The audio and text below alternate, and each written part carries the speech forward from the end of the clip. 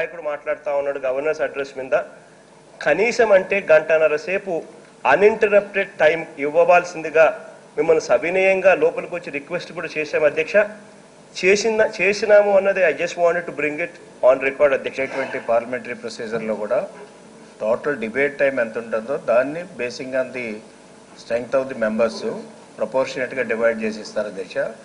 చేత ఈ డిబేట్ ఎన్ని గంటలు జరుగుతుందో ఆ గంటల్లో వాళ్ళకి ఎంత వస్తుందో అంత మాట్లాడాలి అధ్యక్ష. ఒకరు మాట్లాడతారా, ఇద్దరు మాట్లాడతారా, ముగ్గురు మాట్లాడతారా అన్నది వాళ్ళ ఇష్టం. కానీ వాళ్ళకి వచ్చే టైంలో వాళ్ళు మాట్లాడుకోవాల్సినటువంటి అవసరం ఉంటుంది తప్ప we have to follow the rules. ముఖ్యమంత్రి గారి టైం కూడా అదే రూల్ పొజిషన్లోకి రావాలి. తెలుగుదేశం పార్టీ ముఖ్యమంత్రిని పక్కన పెట్టి తెలుగుదేశం పార్టీకి మాత్రం ఎక్కువ సమయం ప్రపోర్షనేట్ గా ఇస్తాము, కానీ ముఖ్యమంత్రి గారికి టైం రాదు, ముఖ్యమంత్రి గారికి సపరేట్ గా వస్తాము అన్న ఆలోచన కరెక్ట్ కాదు. ఎందుకంటే ముఖ్యమంత్రి గారిని పక్కన పెట్టేటట్టుగా అయితే ప్రతిపక్ష నాయకుడిని కూడా పక్కన పెట్టే కార్యక్రమం చేయాలి. లేదు అని అనుకుంటే తెలుగుదేశం పార్టీకి ఎంత టైం ఇస్తున్నారో ప్రపోర్షనేట్ గా అదే పద్ధతిలో వైఎస్ఆర్ కాంగ్రెస్ పార్టీకి ఇవ్వాలి.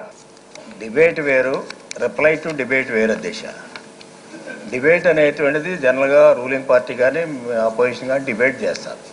డిబేట్కి టైం అలాట్మెంట్ ఇస్తారు. ఆ డిబేట్ టైం అలాట్మెంట్లో ప్రపోర్షనేట్గా డివైడ్ చేస్తారు. రిప్లై చెప్పేది గవర్నమెంట్ రిప్లై చెప్తుంది కాబట్టి మిమ్మల్ని సాటిస్ఫై చేయాలి, పబ్లిక్ని సాటిస్ఫై చేయాలి కాబట్టి 5-6 నిమిషాలు ఎక్కువ తీసుకుంటారు అధ్యక్ష. అంచేత రిప్లైకి ఎక్కడా కూడా టైం ఎక్కడా ప్రిస్క్రైబ్ చేయలేదు ఏ రూల్లో కూడా.